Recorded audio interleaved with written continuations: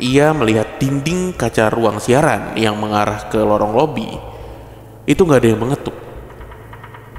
Ia pun menoleh ke sebelah kanan, dan alangkah kagetnya dia melihat ada wanita berambut panjang mengetuk-ngetuk jendela ruang siaran dari luar kaca gedung yang lantai belasan itu sambil menyeringai.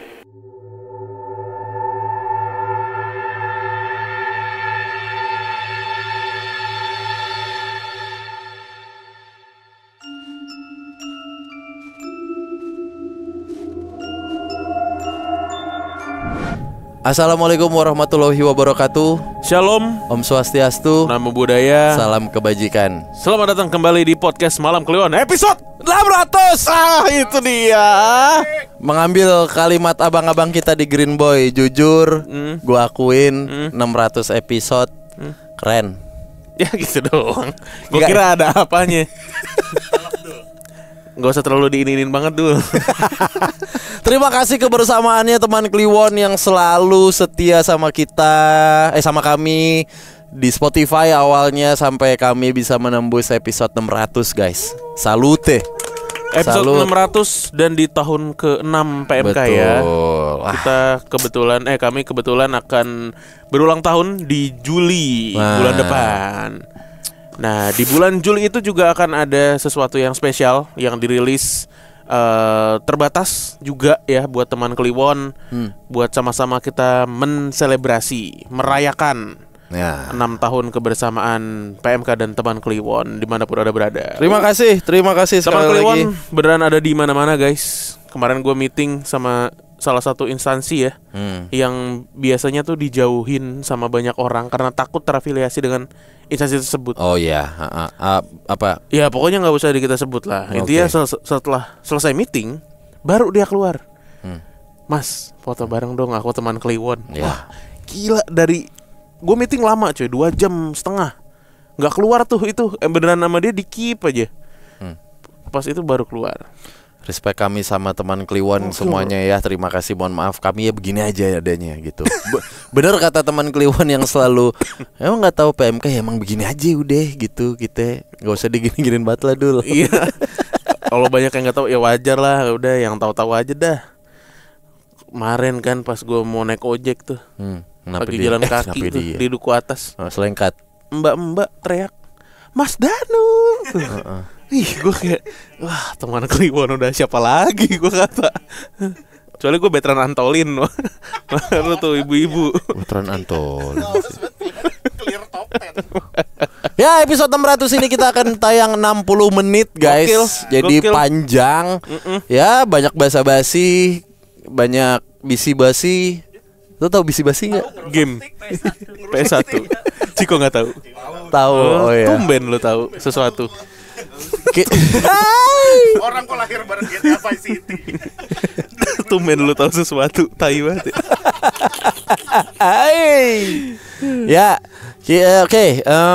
Kita awali dari satu cerita. Oh iya. Gua ini real sekali, baru kejadian 2 minggu lalu sejak episode ini tayang berarti ya. Di bilangan apa tuh? Gua langsung kalau gua jadi point of view teman Kliwon nih. Kan banyak. Gak apa-apa ya? Enggak sih, cuman satu Pak di situ Pak. Gini aja, adalah sebuah hunian yang nempel sama mall yang jadi pusat ngumpulnya orang Jaksel, Jaktim, Bekasi. Betul. Nah, gitu aja dah. Itu dia. Dan ikonik sebenarnya karena menyimpan sebuah energi mistis cukup kental ya di situ ya. Dan kemarin gue sempat videoin ke anak-anak PMK juga, bentuk huniannya juga bentuk hunian mega mendung ya kalau kata Danu. Bener-bener itu Asli Pak, kayak film akrab. asli seada-adanya bro. Kok masih ada bangunan gini di daerah elit gitu? Gue pribadi nggak bisa, itu provokatif sekali gitu, intimidatif sekali energinya saat gue masuk gitu. Sedikit banyak kan gue bisa ngerasain ini ya, aduh ini pressure banget gitu. Dan view-nya adalah view yang sangat telak tuh, telak banget jendelanya ke arah itu deh gitu, bener-bener lebar satu kamar tapi banyak sudut bakekok gitu. Iya, yang bangku Seadanya, gitu. udah bangku, Bangku yang meja kaca, itu loh. iya. Iya, Wih, gitu doang ruangan. gitu doang. Kaca segede gaban, lampu kedap-kedip gitu. Kan karena disewa ya berarti ya. Disewa. Nah, pertama gue nginep berdua nih sama temen gue lah. Temen gue nih, gue nggak tahu dia memang penakut yang diberani-beraniin atau dia mencoba ngeklirin suasana dengan bercanda aja gitu, dengan melogikan beberapa fakta yang ada lah di situ. Nah, setengah jam lebih dikit lah, hampir 1 jam, 45 menit anggaplah kami lagi ada di situ nungguin orderan ojek online datang nih. Lantainya tinggi banget cuy, seadanya tinggi banget. Berarti 45 menit kita ngobrol, TV nyala. Nah, di sini ada remote nih. Remote-nya tuh memang ada di atas kunci lah, begini nih. Ya. Nah, lagi ngobrol enak-enak set. Bletak gitu. Tak gitu. Gue lagi ngobrol langsung ke distract. Kenapa? Dia langsung gitu kan. Enggak, itu kan di atas kunci gitu. Ya jatuh lah pasti. Bentar, gua reka ulang. Begini kan posisinya. Nah, akhirnya patah tuh hipotesa dia. Begini nggak posisinya? Iya. Lo tungguin aja, dia bilang gitu. Ntar lama-lama dia juga, karena miring kan, ntar lama-lama dia juga jatuh. Kita tungguin nggak jatuh pak. Gitu. Cuman udah kita close di situ aja. Gua nggak mau ngebahas, dia juga nggak ngebahas. Dia ngebahas yang lain. Dia buang air besar, gue tutup semua jendela sisa dadanya. Gue tutup sat. Kita tidur kami tidur jam 2-an menuju 2:30 karena udah istirahat deh. Gue udah mulai gak enak badan juga nih gitu. Capek kan dari pagi. Ya udah, lo ada obat flu nggak buat ini aja. Udah, gue tidur berdua, satu kamar, satu bed gitu, bukan bed nyambung ya, bed queen ya berarti. Twin. Enggak, queen. Oh, nyambung. Iya. Queen. Tidur. Nah, di tengah tidur, gua tiba-tiba kayak kebangun dan melihat di samping orang ini, di samping teman gua, itu ada cewek pakai jilbab. Anjir. Warna hitam. Merinding gua. Jilbabnya tuh jilbab rapi ya. Jilbab rapi yang kayak jilbabnya tuh bukan jilbab yang sampai bawah. Kalau lo mohon izin ya, ibu-ibu Kartika Persit gitu tau nggak? Jilbabnya yang ngepres di atas gitu loh, bukan yang lo hijab sampai bawah gitu. Square hijab gitu kali ya. Tapi dia kaku gitu di atasnya. Tahu kan? Kebayang ya, yang kaku gitu di atasnya. Agak lancip gitu, tapi di sininya bagus. Gua inget banget. Hijab hitam, di pinggiran hijabnya itu ada kayak coklat gitu. Coklat model-model hijab lah di ujung, di tepiannya gitu loh. Kayak ronce, ronce. Iya, kayak ronce atau apapun itulah. Iya. Gitu, gua ngeliat ada motif lah intinya. Wih. Nah, karena gua lagi tidur, maksudnya gua lagi di posisi kebangun tidur, gue turun coy. Gue turun dari ranjang. Gue make sure, wah ini kok ada cewek nih, siapa ya gitu. Asli pak, gue turun dari ranjang, gue ngeliat, anjing merinding banget gue. Terus pas gue ngeliat nggak ada, ngeh gue, wah anjing gue cuman berdua cuy gitu. Gue berdua, udah tidur lagi. Nah temen gue tuh posisinya telentang begitu tuh, telentang gitu tidur. Kebiasaan gue, kalau gue takut, gue akan ngerangkul dan ngelus-ngelus bini gue. Temen gue rangkul pak, gue lus-lus jidatnya. Nah di situ gue baru nyadar, si anjing kok gue ngelus dia gitu. Gitu. Main tuh. Gue halus gitu. Ngelus tahu kan? Pulau Gebang. Iya. Enak banget tuh. Gue lus gitu. Karena muscle memory aja gitu. Gue langsung gini, gue lus berharap dia bangun sebenarnya. Berharap bini gue bangun. Terus biasanya kalau bini kan langsung kayak ngerekat gitu kan, meluk balik gitu. Wah, nggak bisa. Gitu. Mamang-mamang. Iya, gue Mamang-mamang Pulau Gebang.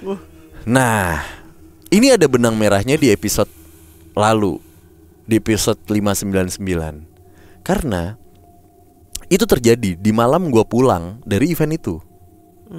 Si anak gue yang kedua bilang itu ada ibu-ibu nempel di jendela, nempel di pintu, tapi nggak bisa masuk, Pak. Gitu. Aduh, apa gue belum cuci-cuci kali ya, atau gimana nih gitu. Kan soalnya kan abis itu gue lihat nggak di stories gue. Abis itu kan gue nyekar, iya kan gitu. Itu tuh, wah udah. Gue nggak mau. Ternyata yang sering diceritain teman Kliwon tuh bener gitu. Aku nggak mau ngomongin langsung di situ. Nanti aja kalau udah kalau udah cabut gitu. Kok ya gue juga secara otomatis nggak mau ngomongin di situ gitu.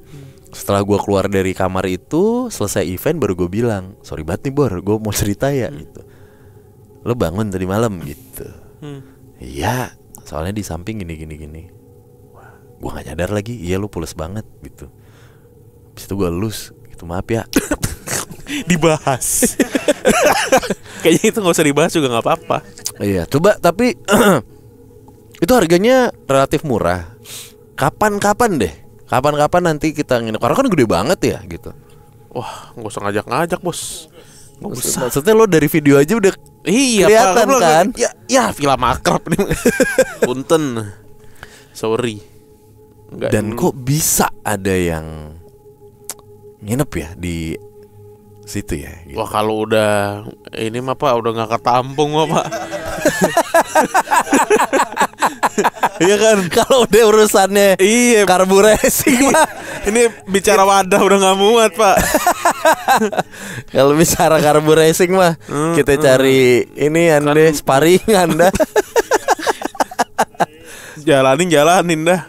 Itu kan soalnya buka jendela kan langsung city view ke arah sana ya. Kalau kesini kan ya benar, melihat masa depan. Gua ngobrol sama security ternyata ya bukan isapan jempol belaka. Kalau ternyata di area situ ya memang serem coy. Ya serem sekali gitu. Kantor lama gua kan juga daerah sana. Nah, berapa kali tuh cerita. Bener, iya. Gua share di PMK kan. Nah, ini bener-bener mepet, Pak. Iya, ini lebih nempel lagi gitu. Iya. Wah, dan itu beneran dia tidur bos di samping. Oh, kok ada cewek ya? Terus gue cek, anjing, gue cuman berdua bro. Berarti pas lu cek udah hilang gitu? Nggak ada. Dan yang gue cek itu kan sebelah kan berarti tepi kasur kan. Kenapa dia bisa ada di situ? Kelihatan tiduran juga tuh.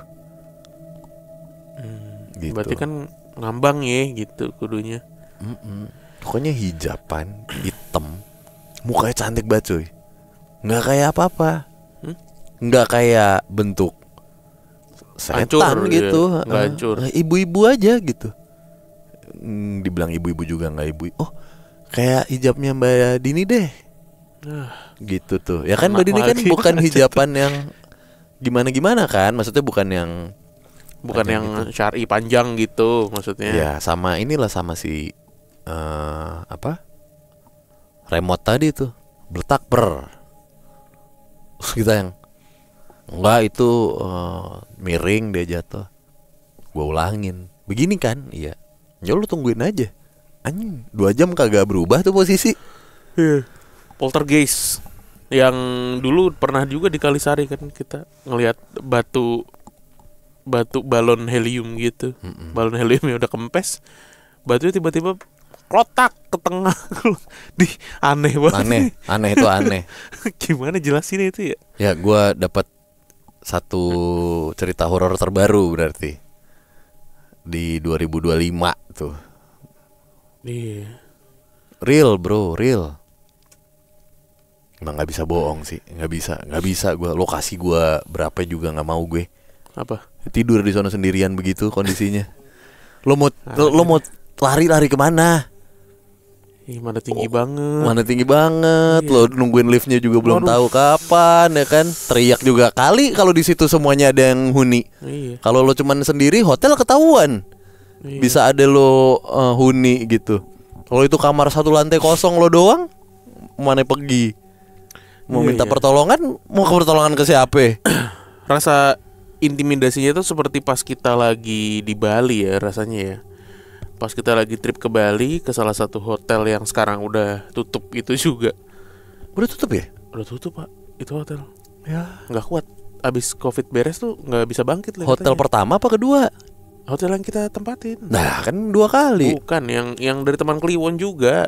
Iya, oh itu. Iya itu udah nggak. Si yang udah. paling dekat dengan bandara itu. Dekat sekali kan? Si deket. Woi, kenapa di lewat sawah anjing tengah malam? Lu bayangin ya, kita naik motor sport berempat. Enggak sport juga sih, motor gede Iya, lah, iya, anggaplah. motor gede lah, berempat. Malam-malam jam 9-an tuh ya. Jalanan udah kosong. Nyampe juga kagak Pak, kagak nyampe itu. Ini jauh banget ya hotel ya. Katanya Ubud. Ini mah Ubud coret gue bilang. Ada yang nginep nggak? Nggak ada mas. Mas doang. Udah mantep banget ini. Udah tutup ya? Tutup katanya. Nah rasa intimidasinya tuh kayak gitu ya. Ya nggak sih? Gue soalnya ngerasa di hotel itu Ya. serem banget itu. Tapi gue mungkin karena kita berempat ya. Mungkin ya. Cuman ini lebih kuat lagi sih. Ini kuat lagi. Kapan deh yuk? Kapan Nggak gitu? Nggak usah. Ngetes aja gitu. Kita patungan cepet-cepet buat ngetes malam-malam ke sana gitu. Gini aja nih. Ya, kita buat dikasih nginep gratis di sini aja nggak mau. Lah ini bayar lagi. Nggak, Mending maksud- main mini soccer aja Pak. Ini nggak kokas. Lu cobain aja deh gitu. Maksud gue kayak satu malam aja. Satu malam gue akan request di kamar itu pokoknya. Gue masih inget banget. Di lantai itu, di kamar itu. Sama keluarga lu aja kalau enggak lu. Gue bilang sama bini gue, udah kamarnya kita pakai staycation. Gue bilang, Oh bini lu yang ngajak. gue yang Oh, ngajak. lu yang ngajak. Ya udah boleh deh gitu. Cuman gue inget kan, loh bentar, ini bukan buat keluarga nih. Nggak cocok nih, bener aja kejadian kan. Gue bilang, pas gue record, gue forward juga kan. Lah kok begitu bentukannya? Gue kata. Iya, Villa Karang Taruna itu. Oke, kita lanjut ya. Ya. Ini ada sebuah cerita kiriman dari teman Kliwon dari Bandung. Halo sobat PMK, namaku Agni. Wah, Agni Nihak kali ya. Kali ini aku mau bercerita tentang beberapa kejadian horor yang terjadi di radio tempatku siaran sekitar tahun 2010-an lalu. Radio ini bertempat di sebuah gedung bertingkat di tengah kota Bandung. Karena saat itu aku merupakan salah satu dari banyak penyiar yang mengisi program anak muda. Aku ini selalu kebagian jadwal pagi sekitar jam 5 sampai jam 7 pagi. Oh, penyiar guys. Program yang aku bawakan biasanya tidak aku bawakan sendiri, melainkan dengan satu orang temanku dan satu orang operator. Nah, cerita ini aku dapatkan dari operator tempatku siaran. Saat itu, aku dan temanku sedang menaiki lift barang menuju lantai radio tempat kami akan siaran. Kami sudah di lokasi sekitar pukul 4:30 pagi. Ternyata ketika keluar dari lift, Mas Agus, sebut saja begitu, operator radio kami sudah menunggu kami di luar lift barang. Dia minta ditemani untuk menyalakan tower pemancar di lantai 18 gedung, yang mana kami harus naik melalui tangga darurat, karena lift barang hanya beroperasi sampai lantai 14. Sementara lift gedung yang biasa memuat orang baru beroperasi sekitar jam 7. Tanpa banyak tanya, aku dan temanku segera menemani Mas Agus untuk menyalakan pemancar. Singkat cerita, siaran pun usai dan kami bersiap untuk pulang. Namun, karena penasaran, kami teringat untuk menanyakan Mas Agus tentang pagi tadi. karena nggak biasanya dia minta ditemenin untuk menyalakan pemancar. Dia bilang sewaktu dia masuk di area tangga darurat dan hendak menuju lantai 18, dia melihat ada seorang wanita berambut panjang, rambutnya basah menjuntai hingga lantai, dengan baju putih yang juga lusuh. Perempuan ini menghadangnya di sudut belokan tangga menuju lantai 15. Karena saat itu radio sudah ramai dan ada beberapa penyiar senior yang juga mendengar cerita Mas Agus, mereka pun satu persatu turut bercerita tentang kejadian-kejadian horor di radio itu. Ada salah satu operator lain yang ternyata pernah diganggu saat sedang tidur di ruang training. Jadi saat itu sebut saja operator ini adalah Mas Bayu. Ia sedang menginap di kantor karena besok dia harus kebagian menyalakan pemancar di pagi hari. Ketika dia sedang tidur di ruang training, tiba-tiba sekitar pukul 1 atau 2 dini hari, dia mendengar pintu ruang training digedor kenceng. Sementara dia bisa melihat dari dalam ruangan bahwa di depan pintu itu tidak ada siapa-siapa. Karena pintu ruangan hanya berbahan kaca yang dilapisi lapisan gelap gitu ya, namun tetap terlihat dari dalam. Ada juga cerita dari seorang penyiar senior kami yang diganggu ketika sedang siaran malam. Jadi saat itu sekitar jam 11 malam, dia siaran sendirian. Biasanya di sela-sela siaran selalu ada sesi pembacaan SMS buat para pendengar yang ngirim salam dan request lagu. Nah, biasanya operator lah yang bertugas menyambungkan SMS tersebut ke ruang siaran. Begitupun jika ada telepon dari pendengar yang juga bisa disambungkan dari ruang operator. Intinya, telepon dan komputer dari ruang operator tersambunglah ke ruang siaran. Dan ruang siaran pun bersebelahan dengan ruang operator. Ketika sedang jeda siaran dan lagu-lagu sedang diputar, tiba-tiba telepon di ruang operator berbunyi. Dan karena operator saat itu sedang izin ke kamar mandi, jadi penyiar senior itulah yang memutuskan berjalan ke ruang operator dan mengangkat telepon itu. Ketika diangkat, awalnya dia nggak mendengar apapun, hanya hening aja. Tapi ketika dimatikan, teleponnya berbunyi lagi. Ketika diangkat, tetap tidak ada suara dari ujung sana.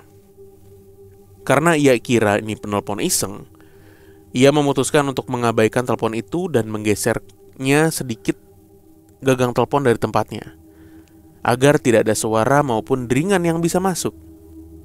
Setidaknya sampai si operator kembali ke ruangan. Saat dia kembali ke ruang siaran dan duduk di kursinya, ia mendengar suara ketukan kaca. Ia pun mencari sumber suara ketukan kaca karena ia melihat dinding kaca ruang siaran yang mengarah ke lorong lobi itu gak ada yang mengetuk.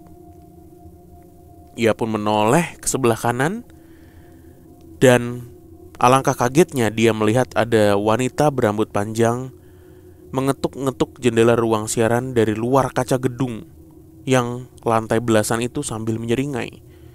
Oh, dari luar ya? Jauh banget tuh. Banyak juga orang yang pernah melihat sosok menyerupai rekan kerja atau staf lain di saat sore hari lah di sana, di gedung itu. Saat ini yang aku tahu radionya sudah berpindah lokasi dan juga sudah berpindah kepemilikan. Terima kasih ya sudah dibacakan Mas Bimo, Mas Danu. Sukses selalu. Radionya sama gak sih sama yang diceritain sama si Rasmus? Beda ya? Kayaknya beda ini. Kayaknya sih beda. Beda ya? Kalau itu kan di rumah gitu. Oh iya, ding, di rumah. Ini kan sampai Ini juga kodenya itu kan tadi pindah pemilikan. Emang radio tuh pemancarnya harus dinyalain tiap hari ya? lah ya Ada yang enggak 24 jam ya Mas? ada cuman ya kudunya mah On tiap terus hari on terus lah. Ada efisiensi atau gimana? Jam 2 sampai jam 5 Dimatiin. dimatiin karena emang enggak ada siaran dan enggak muter lagu. Oh, Itu ya mungkin untuk penghematan ya. jadi Ya. nyalainnya harus manual gitu. Ya, kadang-kadang ada operator yang nginep. Ya ampun, naik 4 lantai loh sendiri. Ya. Di tangga darurat dicegat. Ya. Ya. Oh, Wah, tangga darurat tuh emang buat darurat. ah, Disco kali ya.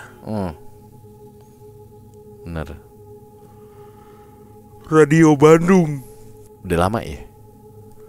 Kejadiannya 2010. Kan. 2010-an. Weh. Tapi di tangga darurat tuh juga bingung juga sih. Mau gimana ya? Mau gimana lo? Apa? Iya maksudnya kalau dicegat gitu, Balik lagi. tergantung. Udah di bagian mana lu? Tadi untungnya kan dia baru mau naik ke lantai 15 ya. Dari lantai 14 nih. Lift terakhir kan ke situ tuh. Baru mau naik. Oh ada tikungan, udah ada yang nungguin tuh. Udah dipantekin kalau kata anak STM. Udah dipantekin kita. Diem aja tuh ya. Nunggu rendang biasanya pak. Kalau udah mantekin begitu tuh.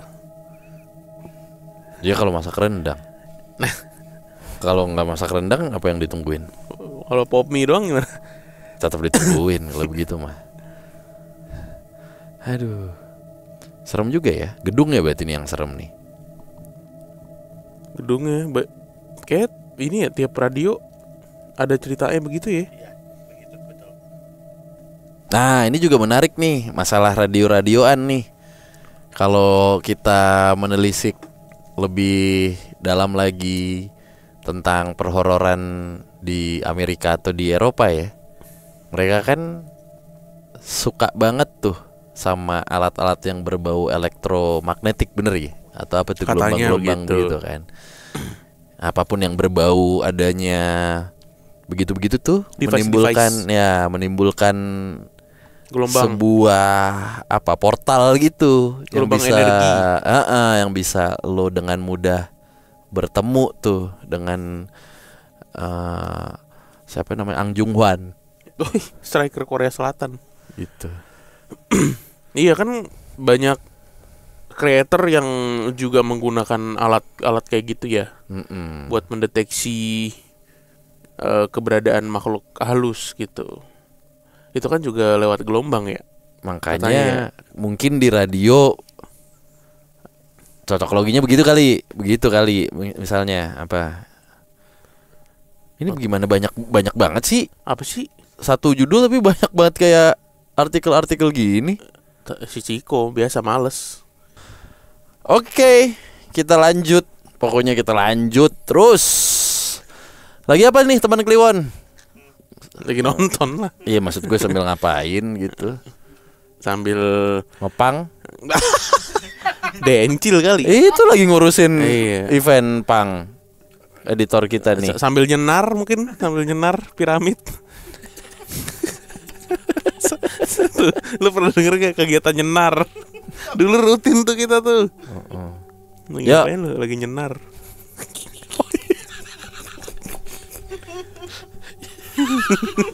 Ya lagi. Gimana bisa begitu ya? Assalamualaikum warahmatullahi wabarakatuh. Halo Mas Bimo dan Mas Danu. Perkenalkan aku Sasha. Ini nama samaran. Asal dari salah satu kabupaten di Jawa Barat. Aku pendengar setiap MK. Tim gercep setiap ada update langsung dengerin sambil nemenin aku menjahit baju. Likers lu. Jahit luka dong. Kali ini aku mau share pengalaman mistis dari keluargaku yang memang cukup berbakat di ranah begituan. Di ranah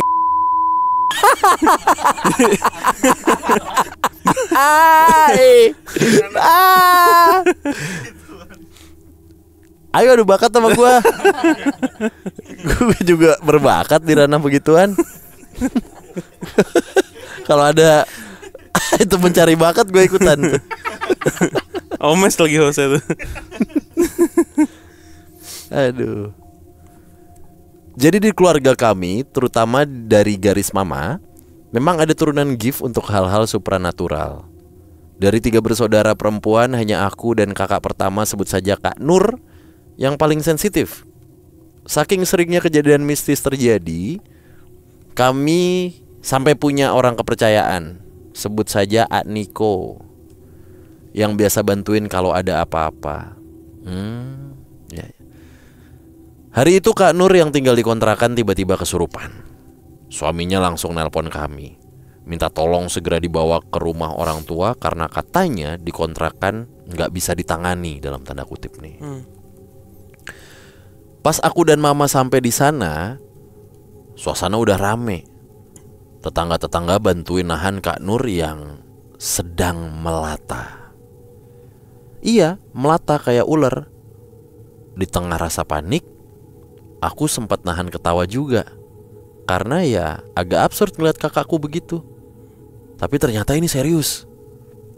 Dari matanya yang pupilnya vertikal, aku langsung tahu ini pasti siluman ular. Aku coba ajak komunikasi pakai bahasa Sunda, tapi dia diem aja. Di ghosting. Kang Deddy.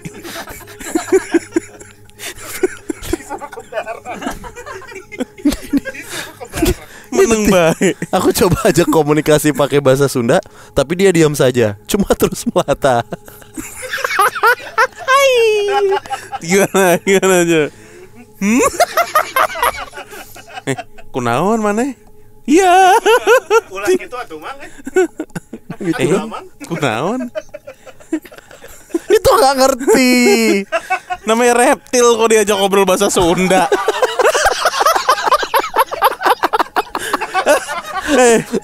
Gimana? Namanya reptil. Diajak ngobrol bahasa Sunda ya kan? Diem aja lah.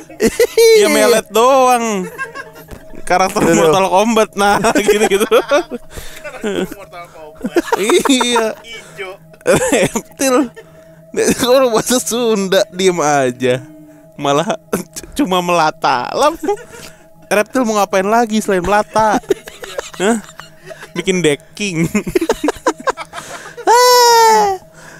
Akhirnya aku agak kasar. Aku pegang bagian belakang lehernya sambil baca-baca doa. Nah, di sini dia mulai nangis dan bilang nih, anakku diambil, kembalikan anakku. Langsung aku curiga ke Ujang, anak Kak Nur yang hobinya piara reptil ekstrim. Dari ular, biawak, toke, sampai kalajengking. Ada aja kisahnya teman Kliwon ya. Bener-bener dah. Beberapa kali digigit berbisa sampai masuk IGD. Suaminya Kak Nur bilang, kemarin Ujang baru beli ular. Aku langsung naik darah teriak, Ujang, sini kamu, tanggung jawab. Tapi Ujang ngotot bilang ularnya dari breeder, bukan hasil tangkapan. Namun siluman itu tetap bilang, kalau anakku tidak dikembalikan, aku minta anak orang ini sebagai gantinya. Saking keselnya, aku sempat teriak, ambil aja tuh anak. Ujang nangis kejer minta ampun. Udah gak mau keluar biaya ini. Goblok. Udah gak mau biaya ini. Goblok. Diserahin sama siluman. Daripada nambah beban. Ujang nangis minta ampun. Ampun Nyai. Ampura Nyai. Ampura Nyai. Ujang nangis minta ampun. Gimana? Pecinta reptil ekstrim. Horor apa sih nih? Goblok. Ambil aja tuh anak. Ampun Nyai. Aduh. Karena Aniko belum datang, kami putuskan bawa Kak Nur ke rumah orang tua. Di mobil, tubuh Kak Nur terus menggeliat. Dan siluman itu bilang, panas. Di mana anakku? Sampai akhirnya Kak Nur sadar kembali. Aniko lalu telepon dan minta kami cari anak ular yang dimaksud. Kami ke rumah tetangga, sebut saja Ak Dodo, yang memang penjual reptil. Ada lagi profesi ini. Ada lagi new karakter unlock. Dodo penjual reptil. Toko reptil di mana? No Dodo. Pasti nama tokonya Dodo Reptil. Nggak pusing. Nggak pusing. Gak usah Nggak ribet-ribet. usah branding. Yang memang penjual reptil. Ya apa? Ya apa lagi? Waduh, anjing. Di sana ada seekor ular kecil. Beda sendiri bentuknya. Oh. Oke. Dicek ya. Enggak, itu beda sendiri bentuknya. Ularnya si Dodo kali. Nah, beda sendiri. Bukan. Bukan. Main tunjuk. Kadang sini nih. Buka kandang. Bukan buka ya. Main dobrak. Yang saya suruh cek kandang, bukan cek gawang. Ih. Nah, ini beda sendiri nih. Bukan. Ini nih tuh. Koleksi dagangan di sini. Ini milik pribadi. Nggak dijual ini. Waduh. Aduh. Beda sendiri. Cekek kayak. Ini beda nih.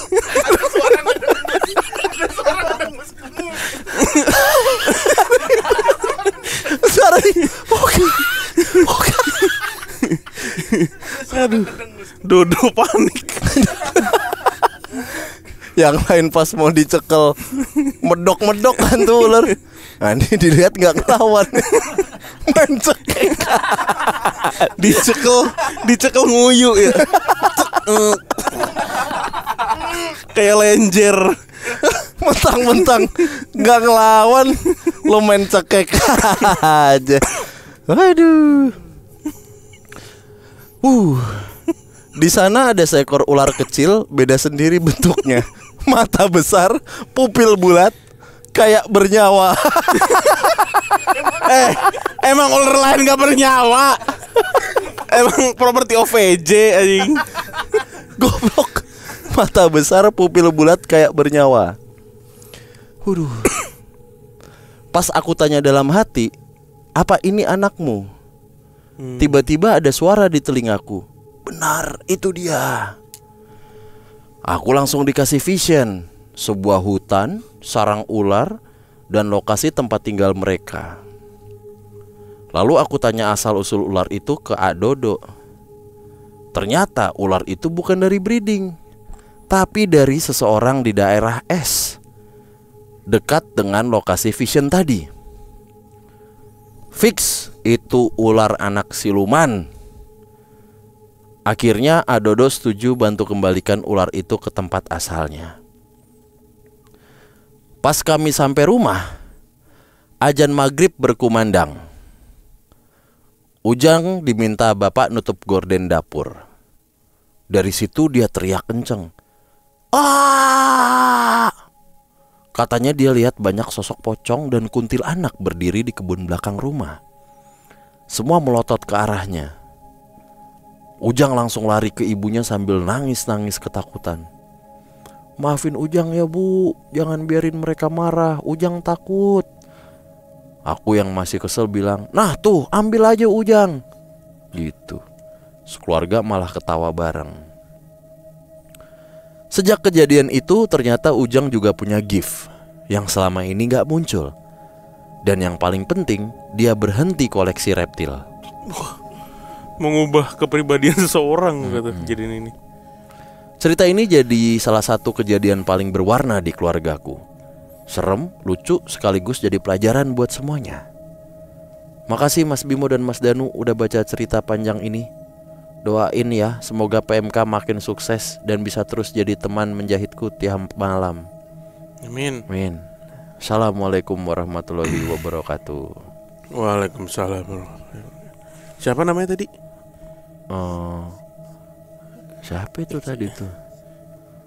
Aniko siapa tadi Aniko? Aniko ininya pengawal keluarganya. Sasha. Oh iya, Sasha ini bukan nama sebenarnya ya. Makasih ya Sasha, ceritanya sangat menghibur. Sebenarnya serem ya. Cuma karakter-karakter dalam cerita ini New karakter unlock. ada berapa ini yang terlibat tadi tuh? Aniko, Dodo reptil. Nama kontak tuh, diget kontak keluar tuh. Dodo reptil. Itu lucu banget tuh pekerjaan tuh. Aniko, Dodo reptil, Ujang, Ujang. Kak Nur. Tapi kalau kesurupan sampai matanya kayak reptil gitu serem juga ya Pak. Iya gak sih? Iya makanya Pupilnya- bisa begitu ya, bisa begitu iya, ya. bisa begitu ya. Bisa langsung pep vertikal gitu. Pupilnya jadi vertikal anjir kayak kadal. Apakah divisionnya Sasha doang nih? Iya itu dia tuh. Karena kalau dari sisi benerannya secara biologis Nggak mungkin sih. muter begitu. Menyempit. Jadi gitu, kayak buaya. Jadi begini kan, plak gitu kan. Jadi begini kan, bukan begini matanya. Kagak bang, pupilnya doang. Oh pupilnya di tengah ya, Pupilnya jadi kayak buaya. jadi gini bukan begini ya. Iya. Gini. Iya.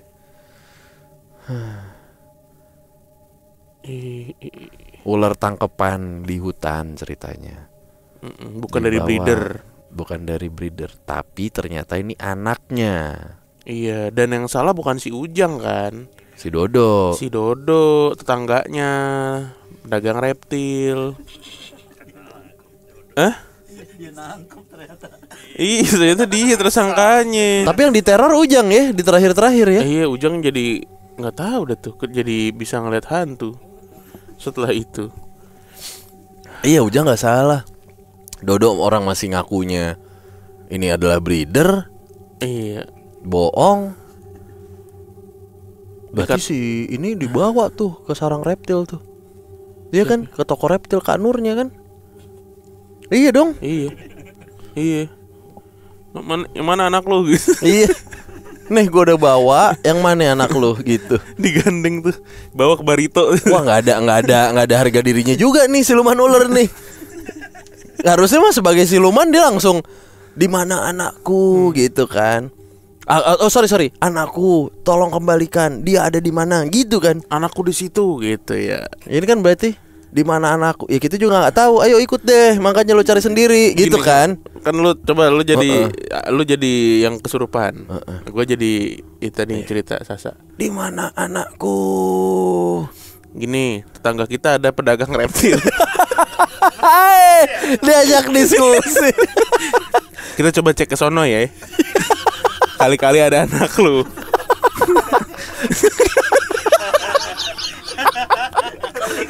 Terus nurut, ya? terus nurut. Iya kan? Wah, geblek kali. Kali-kali ada anak lu di situ. Kalau misalkan nggak ada, kita ke Barito coba ya. Sambil makan bubur. Ini siluman payah juga nih siluman nih. Siluman payah. Payah. Siluman payah. Iya. Pantes anak lo diambil. Diambil Dodo. Aduh, payah bener. Cuma di podcast ini ya ngecengin dukun, ngecengin hantu. Ini di tetangga ada yang jual, ikut. Kali-kali ada anak lo di sono. Manggut-manggut Iya, tuh. iya. Sampai sono kan udah. Nah, ini udah sampai, lo cari ada gak? Kan gitu. Coba lihat. Gitu ya. Si serupan Mana ya? nggak ada. Oh ya udah, kalau nggak ada, ayo mobil lagi dah gitu. Di mobil melata lagi tuh dia tuh. Udah bawa pakai mobil bak apa gimana? Aku ajak ngobrol pakai bahasa Sunda, tapi dia diem aja. Malah hanya melata. Lah, namanya reptil. Diajak ngomong Sunda, diajak ngomong Betawi juga nggak bakal Nggak nyaut jawab itu, itu. nggak jawab. Reptil dia hanya melata saja. Ya melata aja lah reptil. Ngapain lagi ngojek? Oke, cerita berikutnya ini kiriman dari teman Kliwon yang sepertinya juga lumayan panjang nih. Halo PMK, saya Erlin, asli dari Semarang, Jawa Tengah. Tapi karena papi harus bekerja di daerah salah satu kota di Jawa Timur, kami semua pun pindah ke Jawa Timur. Kami mengontrak di kota tersebut. Tempat kerja papi I, ya papi I. Tempat kerja papi saya itu 30 menit dari kota itu. Di sebuah rumah makan di Pantura, dekat pantai rekreasi di sana. Singkat cerita, karena kerusuhan 98, akhirnya kita memilih tinggal di rumah makan tersebut dengan alasan keamanan. Jadi area belakang rumah makan itu ada kantor, mes karyawan, gudang bahan makanan, area parkir yang luas, dan rumah kecil 1 kamar untuk papi saya istirahat yang kita sebut villa. Sekedar info, rumah makan ini besar karena melayani bis-bis pariwisata yang akan ke arah Bali dan Mataram. Karena kami pindah ke sana, jadi setiap hari untuk ke sekolah kami diantar oleh supir pagi-pagi sekali. Sampai di saat adik saya yang paling kecil harus masuk TK, sehingga ada satu ART yang diharuskan ikut untuk nemenin adik saya ke sekolah. ART saya ini panggil aja Mbak Yani. Mbak Yani ini memang orangnya pendiam dan cenderung suka melamun. Satu ketika karena adik saya masih TK dan pulang lebih awal, jadi supir antar adik saya ke rumah dan kembali ke kota untuk jemput saya.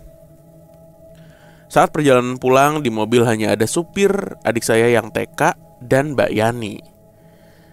Supir saya ini merasa ada yang aneh dengan Mbak Yani karena suka ngomong sendiri di bangku belakang. Cuma suaranya pelan dan dia jadi gak tahu kata-katanya tuh apa. Sampai suatu saat saya pulang sekolah, di mes karyawan wanita ini ramai sekali. Dan ketika saya ke sana, Mbak Yani sedang terbaring di ranjang dan dikerumuni orang banyak. Ternyata dia kesurupan. Mbak Yani ini ketawa-ketawa sambil meracau lah. Mami saya yang bisa dibilang indigo dari kecil mencoba bertanya-tanya ke Mbak Yani. Ia pun menunjuk-nunjuk ke arah gudang bahan makanan yang berada di sebelah gudang, di mana di sana ada segerombol pohon pisang. Akhirnya dengan bantuan karyawan, didatangkanlah orang pintar di daerah situ. Lalu Mbak Yani pun akhirnya sadar. Ketika sadar dan ditanya, Mbak Yani pun bercerita. Jadi dia merasa seminggu kebelakang ini ada orang, pria gitu ya, yang entah tiba-tiba muncul dari mana dan menawari Mbak Yani pekerjaan. Tapi Mbak Yani menolak dengan alasan masih bekerja dengan kedua orang tua saya. Dan orang ini juga yang muncul di mobil ketika Mbak Yani ngomong sendiri di bangku belakang. Dan puncaknya waktu dia kesurupan, Mbak Yani bercerita dia diajak untuk bekerja di satu tempat. Tempatnya itu seperti aula besar dan full berlapis emas dari dinding, lantai, dan plafon. Di sana pun penuh dengan anak-anak kecil yang hanya memakai popok saja dan makan lesehan bersama-sama. Yang mereka makan pun hanya nasi putih saja. Itu aja tuh yang Mbak Yani ingat saat itu. Pada saat itu jugalah, setelah menyadarkan Mbak Yani, orang pintar ini juga membacakan doa-doa di area pohon pisang tersebut. Singkatnya, Mbak Yani akhirnya memutuskan berhenti bekerja karena akan menikah. Selang waktu yang saya kurang tahu pastinya, kedua orang tua saya ini seringkali bertengkar. Hampir tiap hari. Saya mulai curiga masalahnya apa. Sampai satu ketika, ada teman papi saya yang datang dan mereka ngobrol di area kantor. Jadi rumah ini terbagi jadi 3 ruang. Ruang kantor, ruang TV, dan makan. Oh, ada kamar tidur juga, sorry. Saya diam-diam mendengarkan dari ruang makan, karena ruang makan dan kantor itu dipisah dengan dinding partisi. Di situ pun ada mami saya juga. Intinya mami cerita kalau ada sosok yang gangguin dia. Mami saya ini suka ikut bungkus-bungkus gula atau kopi untuk ditimbang per porsi di plastik untuk dipakai di rumah makan. Biasanya kegiatannya dilakukan di malam hari pas anak-anak udah pada tidur. Karena mami saya indigo, dia sudah biasa ngelihat hal-hal kayak gini, jadi dia gak kaget. Jadi sosok ini pertama hanya ngintip dari balik dinding dekat kantor. Sampai akhirnya mami saya memutuskan untuk mencoba komunikasi dengan sosok tersebut. Ternyata sosok tersebut adalah salah satu jin yang tinggal di pohon pisang itu. Intinya mereka meminta untuk pohon itu dibukakan kembali, karena itu portal mereka untuk ke rumahnya. Mami saya pun menyuruh karyawan yang dulu bawa orang pintar itu. Akhirnya coba dihubungi kembali orang pintar yang waktu itu doain pohon tersebut, namun orang itu udah gak ada. Disinilah gangguan-gangguan besar mulai muncul. Sepertinya mereka marah karena tidak bisa kembali ke rumahnya. Ternyata pertengkaran orang tua saya pun terpicu karena papi saya sangat benci dan skeptis sama hal-hal gaib. Sehingga papi merasa mami saya ini omong kosong aja. Satu ketika pernah papi mami saya sedang ada di ruang kantor bareng-bareng. Papi saya suka main keyboard. Lalu tiba-tiba ada suara seperti gitu. Mami saya pun langsung merespon. Lagi-lagi karena papi saya skeptis, yang papi saya lakukan adalah langsung marah dan mengatakan kalau itu suara cicak. Mami saya yang tahu kalau itu bukan suara cicak, langsung pergi masuk ke kamar. Selang beberapa menit, papi saya lari masuk ke kamar. Ternyata tidak lama mami saya pergi, tiba-tiba dinding partisi di sebelah keyboard itu ditendang kencang sekali. Mulai dari situ, papi saya mulai percaya. Tapi tetap belum 100% percaya. Setiap kedua orang tua saya bertengkar, jin-jin ini semakin bisa mendekat. Jadi bentuk jinnya ini separuh kambing dan badan ke atas tuh manusia. Jumlahnya gak cuma satu, tapi banyak banget. Awalnya mereka hanya ada di lahan parkir di depan villa. Tapi semakin papi mami bertengkar, jin-jin ini mulai masuk ke area teras. Dan sampai yang paling parah, sudah bisa masuk ke kamar. Dan menurut cerita mami, mereka sudah ada di sebelah kami anak-anaknya yang sedang tidur.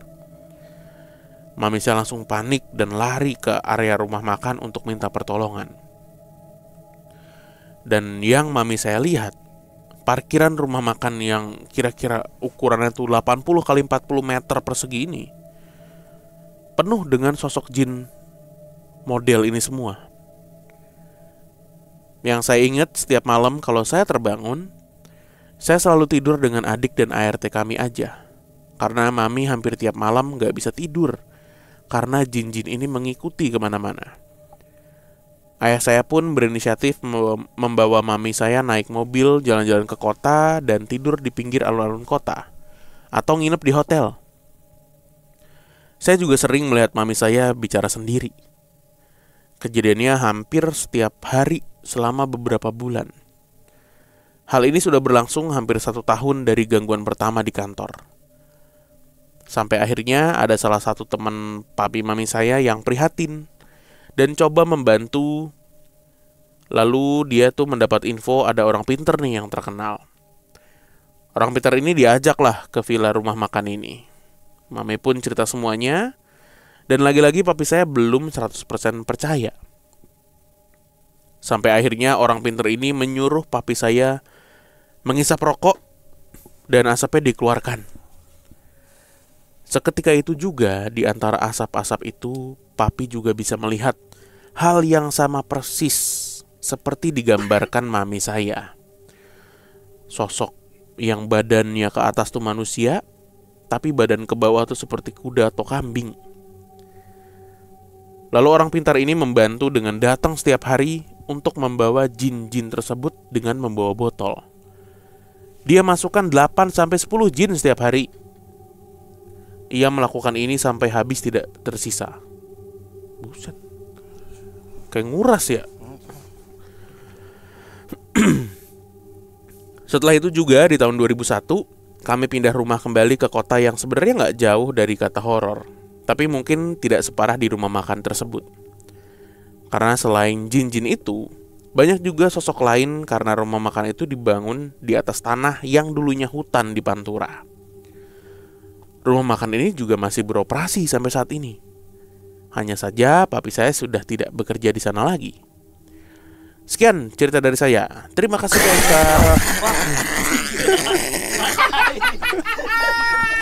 Gue nggak lihat lagi anjing. Gue nggak lihat lagi anjing. Masalah yang nonton juga pasti kaget. Gue lagi baca HP lagi. Gue pengen buka Dencil. Oh, ntar bisa dilihat di kamera. Gue buat kodein kamera. Mental ke belakang. Gue nggak lihat lagi bang. Jauh banget mentalnya. Dencil. Mental jauh banget mentalnya. Dikasih warning Cil bakal ada jump scare. Mentalnya jauh Gue nggak banget. lihat lagi. Kenapa Cil? Kok bisa sampai sono? Kaget. Jauh Kesurupan centaur. jauh banget. Mentalnya jauh banget. Kasihan deh gue Dencil. Itu jantungnya udah sampai limpa itu.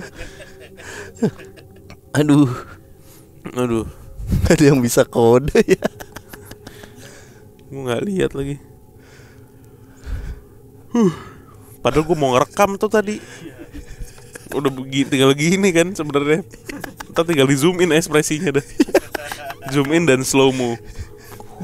Itu masalah sampai situ loh dia loh. Aduh. Langsung seger. Tadi ngantuk. Bang, Negor. Hah? Negor. bang. Kaget. Orang kesurupan. Kaget gitu sih. Bang. Negor. Aduh. Mentalnya coba. Anjing ada yang ini ya. Kagak lah orang. Gue lagi baca lagi tadi nggak lihat. Sekian deh dari sekian dah. Apa? Biar enak. Jadi nggak seru ini nanti. Apa? Nggak apa-apa di roll aja ini. Ya nggak apa-apa. Oh ya udah dah. Malam marah kak, masa kaget dia goblok kan kagak bakal kaget. Siapa? Kalau diulang. Enggak bukan maksudnya Apa sih? lu. Sekian dan terima kasih gitu. Udah di akhir. Apa sih? Nggak apa-apa ya. Enggak ini kita roll apa kagak gitu, baca ulang aja. Sekian dan terima kasih Oh bang enggak, gitu. udah biarin aja.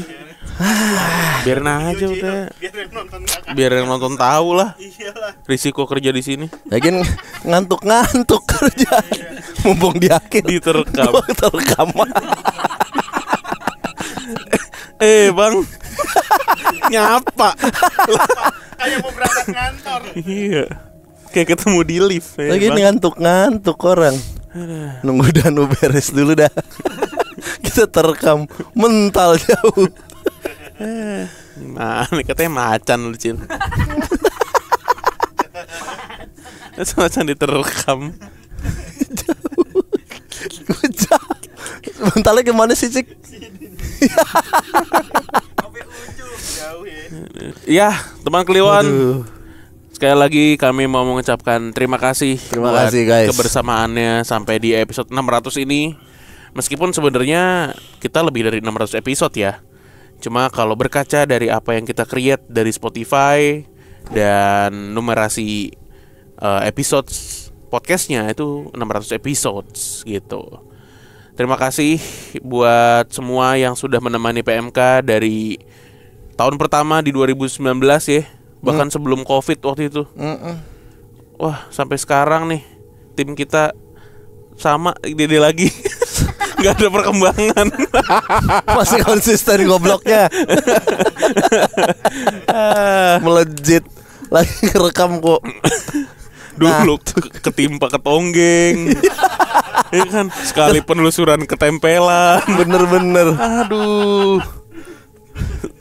Lagi ngerekam diterekam sama talent sendiri. Aduh gak ada yang record tadi ya. Gak ada yang record sih. Kagak anjing lu gak ngomong. Satu-satunya yang akan tayang adalah ekspresi lu pas ngaji.